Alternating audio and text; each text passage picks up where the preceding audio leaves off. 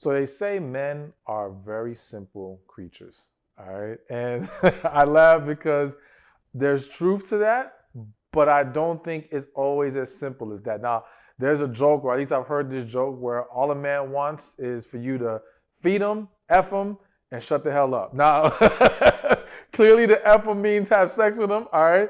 And I'm not telling you to actually just shut the hell up. But I think that when we push this idea that that's all that a man's looking for, we miss the smaller details. And the reality is that even though men can be very simple, men don't know how to always articulate what their needs are, as well as sometimes they're fearful of requesting certain things because those things are met with a lot of resistance, okay? And so I'm gonna lay out for you some of these things that men want, but may not always ask for. And one of those things is better cooking. Now, for some of you, it might be just some damn cooking at all. Like, just cook something, okay? I had this one client, he was with his girl for 5 years. In those 5 years, never had a home cooked meal. Every day was takeout. Every day, literally, okay? And listen, some of you may be in relationships or end up in a relationship where the guy is a chef himself or he likes cooking, it's not a big deal. But to get to the main point here is that some of you are cooking for your man. But what I realize is that not everyone's enjoying the cooking that they're being served. And it's not easy to tell your girl, Dan, can you cook this better? Or, you know, can we do a little bit better in the kitchen? It's almost like she's gonna look at you like, how dare you? Cooking is already a loving gesture, and she's taking her time and energy. You don't really feel comfortable criticizing. You don't want to hurt her feelings. You don't want to get her mad at you. So a lot of people hold back on that. And what I've also noticed from a lot of women is that, and let me say this, cooking to me is kind of like sex. And here's what I mean by that. You know, for a lot of people, men and women, if the last 2-3 people, however many people you had sex with, all right, you were a great lover, it's very easy to now think that the next person you get with is going to enjoy those same things because, well, everyone else enjoyed them, all right? But you underestimate or you misunderstand that that person's sexual appetite can be very different than your previous partner's.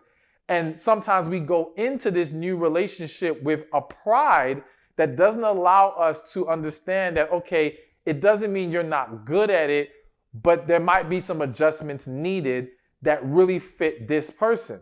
Which now let's go to cooking. Sometimes a lot of people, men or women, but let's just focus on women right now, have gotten complimented by a lot of people about their cooking. Oh, you cook so great, this is wonderful. So you assume that this man should love how you specifically cook this thing, not realizing that his taste buds are different than the previous people who ate your cooking, if they were being honest. And that you have to be willing to adjust to that.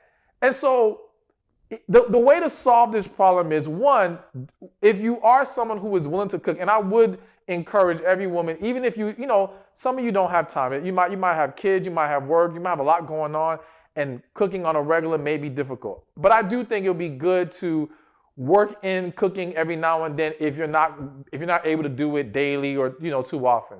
But then also really learning what he likes.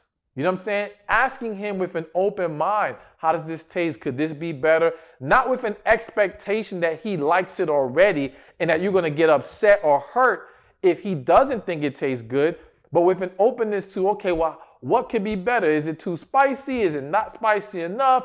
You know, boom, boom, boom, boom. Just be open and figure out how you can cook for him in a way that he can enjoy. Now, of course, I know you're thinking, well, we got to cook for other people in the house too. You got kids maybe, whatever. I'm not saying neglect the kids' taste buds, but I am saying be mindful of this man because, yes, better cooking is something that some men wish they could have, but they are afraid to ask for.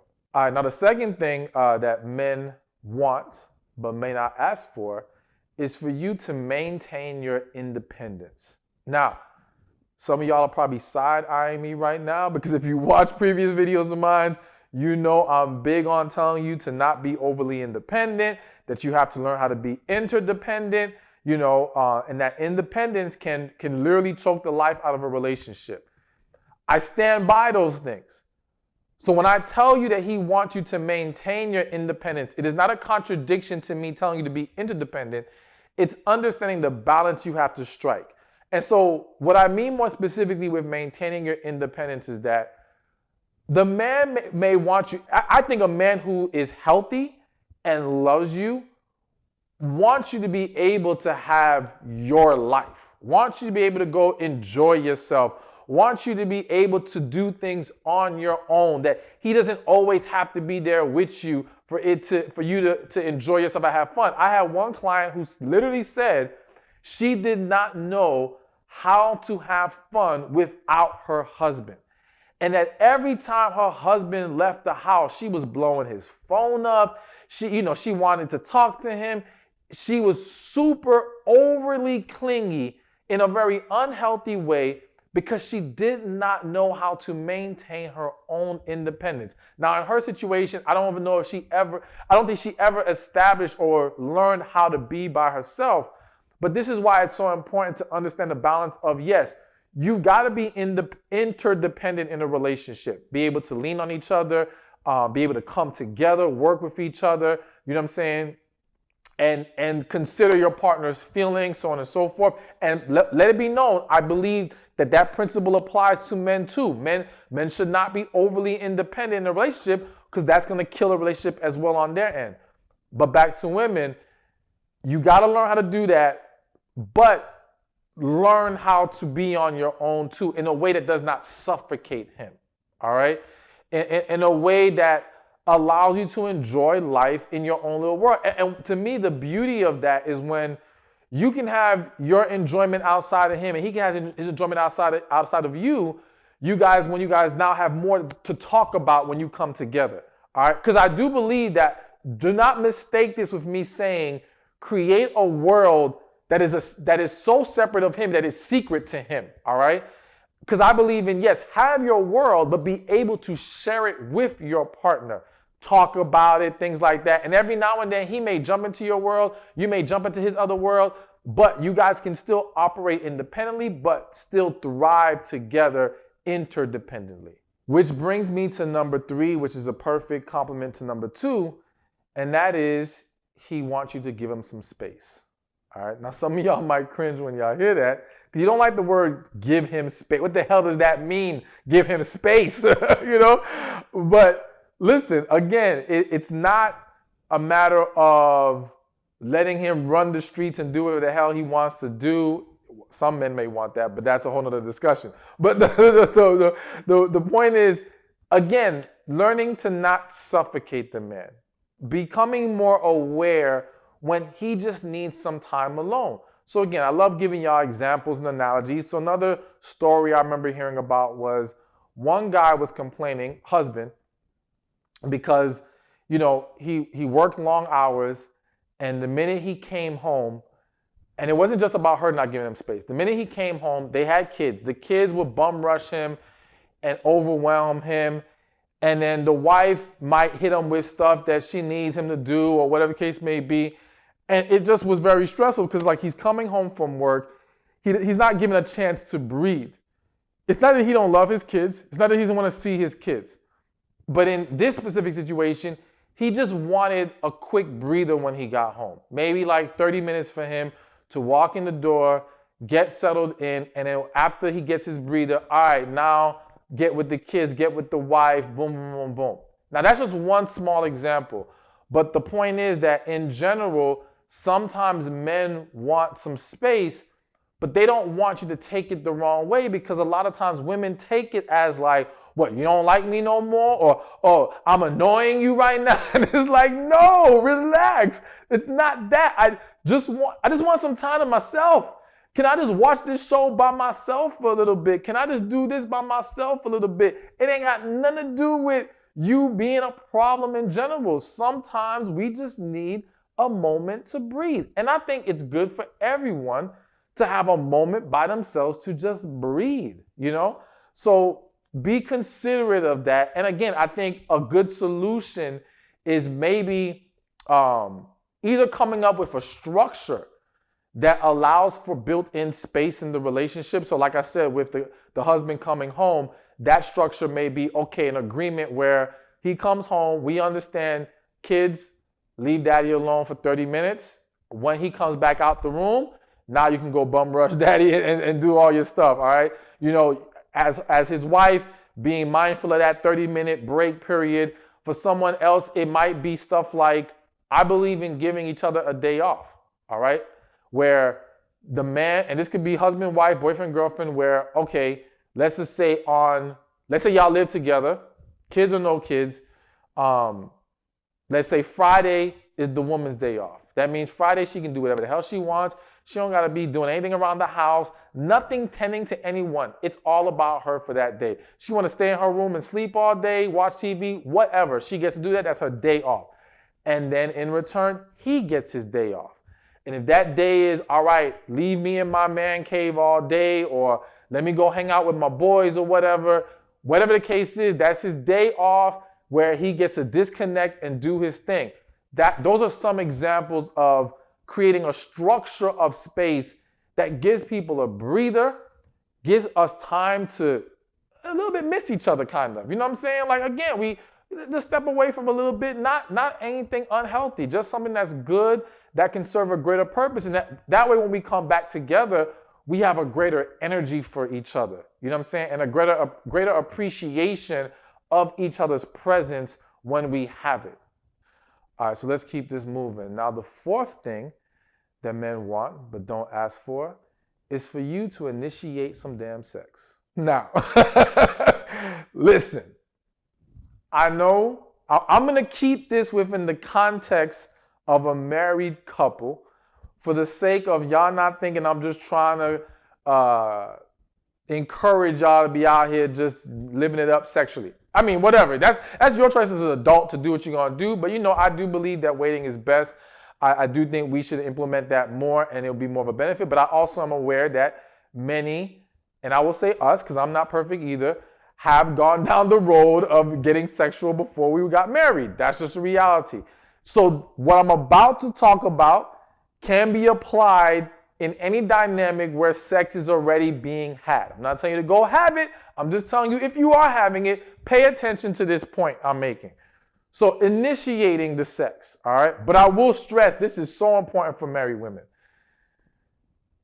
A lot of times women think just having the sex with him is good enough, all right? So I'll have women say to me, well, he gets it whenever he wants it. And listen, bravo.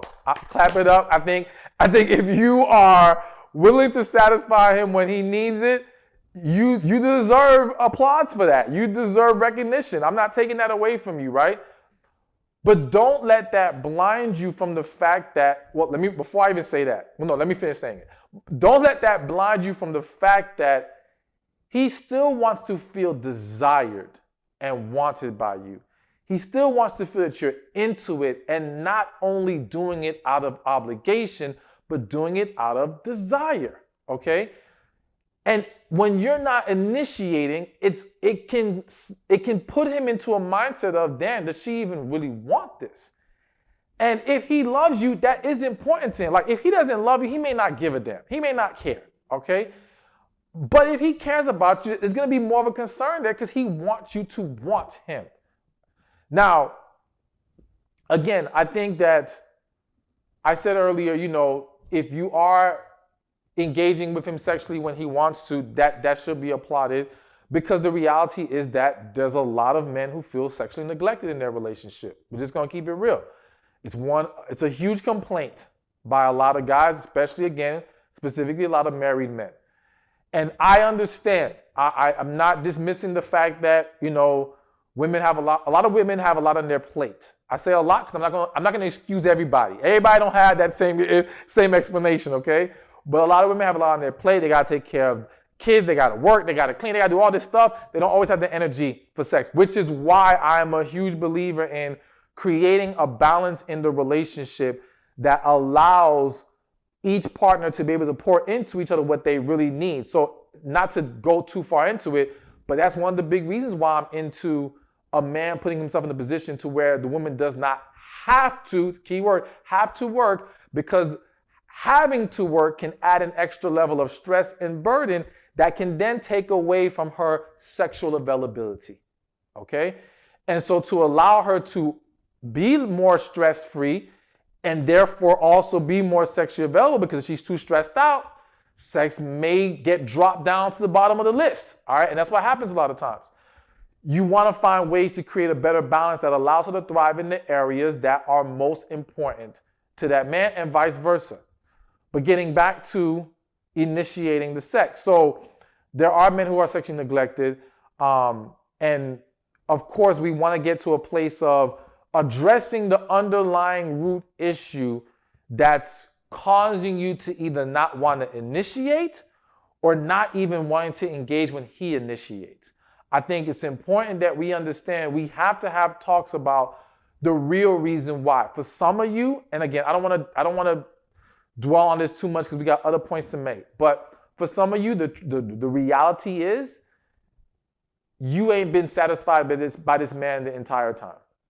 And you've been acting like you're good with it because you want to hold on to this relationship. And you felt like you were doing the right thing. And I understand why you did it, but you can't keep up that game forever. You can't play like you're okay because at some point you're going to feel like this is a chore. And if you feel like it's a chore, you're not going to want to engage at the level that he wants you to engage. And you definitely won't be initiating the way that he wants you to initiate because you're not really getting anything out of it or as much out of it as you would like to or need to have a greater desire for it. So it's important that we have more transparent conversations about this as early as possible. Again, do not kick this can down the road because it's only harder to fix this if you let this linger too far on. Because if you let that man believe, I wasn't even planning on going on this specific angle, but it's here, so let's do it. If you let that man believe for, let's say, years, that it's been great in the bedroom, right? When in reality, it isn't. And then finally, you can't take it anymore. And you're finally like, listen, it really ain't that great. You shouldn't say it like that, but I'm just saying, you finally reveal this. He's going to view it as you're being spiteful. You're lying, you're crazy, you're being manipulative. He's not going to view it as genuine because to him, how can you tell me it's been good for all these years and now all of a sudden it ain't that good? You're making stuff up. You see what I'm saying? His receptiveness to what you're saying is going to be is going to be almost non-existent in many cases, which is what you see in a lot of couples who then try to have this conversation. So it's important. And I'm not saying don't let that discourage you from having it if you have played along for that amount of time. But it is important for those of you who are listening to understand the earlier you can have honest conversations about what you need to be more sexually available and receptive to your partner, then that needs to be discussed. One more thing before I move on from this. And again, the main point here is, yes, men want to feel wanted. They want to feel desired. So they want you to initiate sexually with them. All right. And one of the things, I was going to make a different point. I'm going to leave it alone for a second. One of the things I hear from women is about or the struggle that men and women have. And again, let's focus on married couples for a second, is he don't know when you're in the mood. He don't know, or he doesn't know when it's a good time. And men can be horrible with picking the time to try to make an attempt. Okay? They're not always as in tune and aware of when it's appropriate to now try or a good method of trying to get you in the mood, things of that nature. So one of the things I encourage women, and it's in my book, How to Get a Man to Cherish You, which you should get, whether you're single, married, whatever, it is going to be extremely beneficial. Click the link in the description or in the comment section. Do not let the title trigger you or throw you off. Trust me, when I give y'all information, it's with love, and it is for the benefit of both you and your partner or future partner, potential partner, but definitely for you, is a benefit for you. So be open to what I have to say in this book. Again, click the link in the description or in the comment section. But I mentioned in the book how, okay, when you're in a good mood. You know when you're maybe at your most receptive. That's when you should initiate.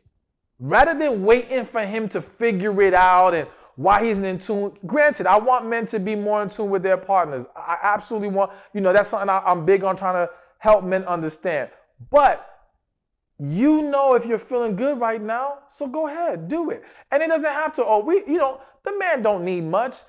Pull him in the bathroom, give him the best 2 minutes of his life. He's happy for the rest of the day. He's good. All right? Like, it doesn't always have to be a huge event. It's just something simple to just boom, boom, we good. That helps. That goes a long way. And even that level of spontaneous desire really creates a better environment in the relationship. And again, especially when you are married, and more specifically when you're married, because I'm encouraging y'all to, wait till marriage. Let's move on to the next one. Hey, thank you for watching this video. Be sure to check this one out right here, and I'll see you there. So, when I do these videos, I love to give quotes. And I was searching for a quote for this video, and I stumbled on one that I thought was just like, this is perfect. Okay? So I want to read this quote. And it says, a strong